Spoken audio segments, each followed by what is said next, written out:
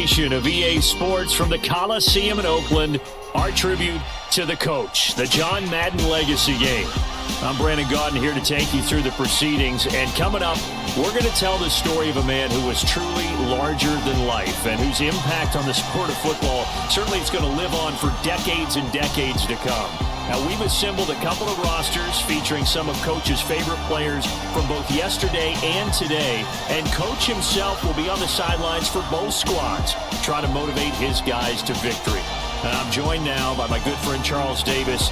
CD, your thoughts on John Madden and what he meant to the sport he loves so much? For me, Brandon, it's the word joy.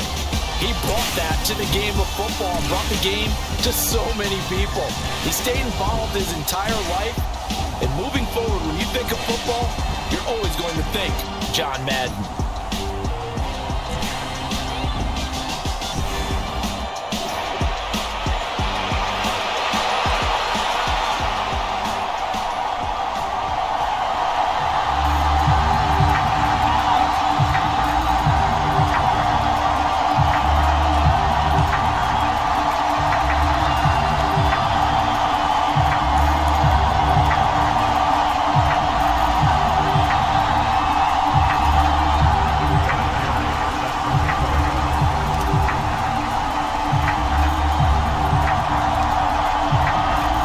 Coliseum back to its original 70s glory. What a scene in the East Bay, and we're underway in the John Madden Legacy Game. And a good return as he'll be stopped just shy of the 30-yard line.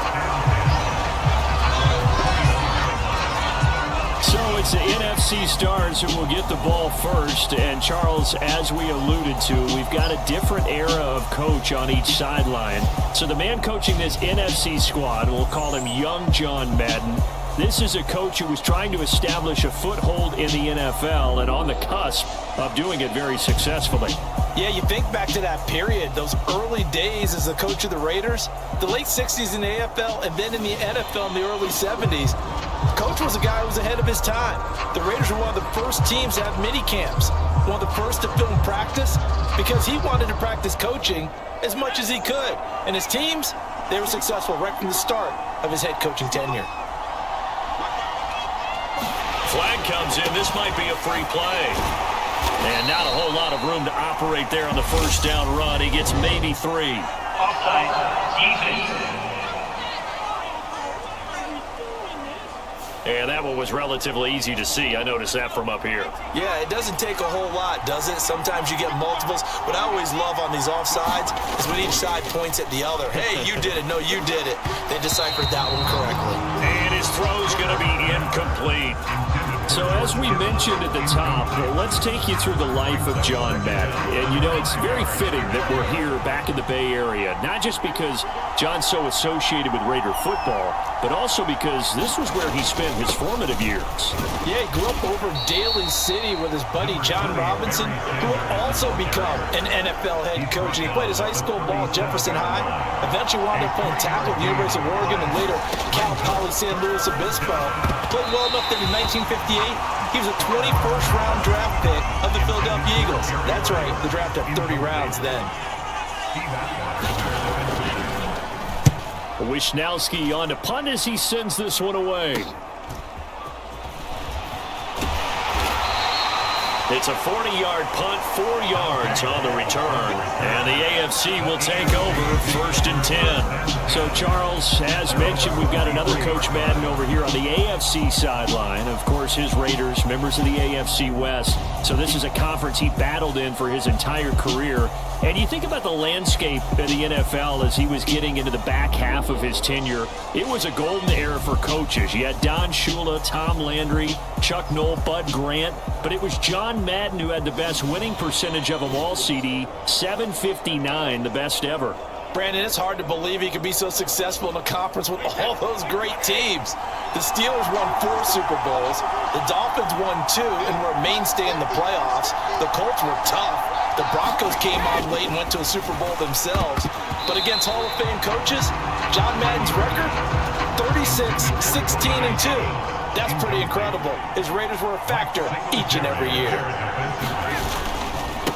First carry for the Hall of Famer. It's the boss, Jerome Bettis. And that play going absolutely nowhere as he's belted before he could get out of the backfield. But Charles, you mentioned Coach was a 21st-round draft pick back in 1958. It was the Philadelphia Eagles who selected him.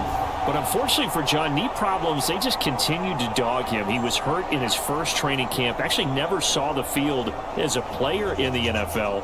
But it was still during his time with the Eagles. You and I were talking about this before going on air, that you could start to see the light bulb going on for what his career path might entail. And it went on in a big way, didn't it? Because while he was rehabbing his knee, he started to spend a lot of time breaking down film with the Eagles. With quarterback Norm Van Brocklin, the future Hall of Famer and future head coach in the NFL. Remember, Norm Van Brocklin coached with the Falcons, he coached with the Vikings. And it was there during that time, I think Coach Madden realized his love of football and love for teaching, combining all that together, and that meant being a football coach. So in 1960, began his coaching career at a small college south of San Luis Obispo called Allen Hancock, and then later at San Diego State University under another legendary coach, the guy who could throw it around pretty well, Don Coryell. Oh, it's a wobbler here. Fair catch called for and made, but now we'll have to see about the penalty.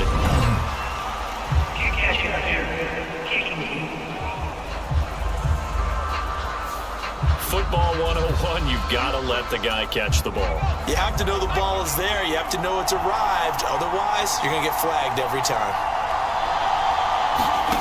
They'll throw on first down with Favre. Firing quickly here, and that's complete. And he will be brought down at about the 6-yard line. A quick first down pickup. Good start after going 3 and out on their opening drive. How about the way they're moving the ball down the field? They had a big play a moment ago. Followed it up with another nice one here. And before you know it, they're already looking at first and goal. And he's going to press this one forward as they stop it right around the 1. 5 yards, a good run there, and now second and goal. That's a great run right there on first down. Didn't quite get into the end zone, but now you've set yourself up for at least 2, maybe 3 more shots from close range. Second and goal from the 1. Once again with Sanders, and he is met in his tracks behind the line of scrimmage. It's a loss of 2, now third down. Sometimes you just sit back and marvel at what he can do defensively. Speed, strength, quickness, he's the whole package, and that package just wrapped up the runner for a loss.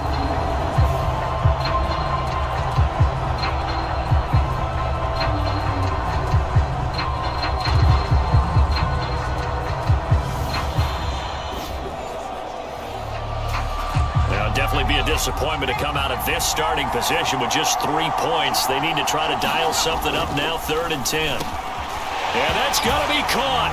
Touchdown NFC. Jerry Rice from 3 yards out. And the NFC has taken the early lead. Yes, indeed. Jerry Rice from Mississippi Valley State. I remember when he broke into the league, and the nickname Flash was the one he was trying to get to catch on. As it turned out, he didn't need a nickname.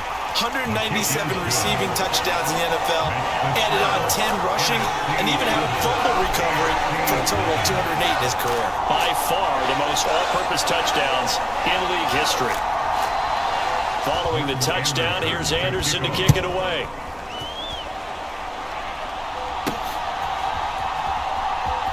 Dante Hall going to bring it out of the end zone. And he will be brought down here inside the 20. Good coverage as he's dropped at the 17. And the AFC making their way out, and it's one of Coach's favorites, another local guy, Tom Brady, who will be at the controls. The boy, Coach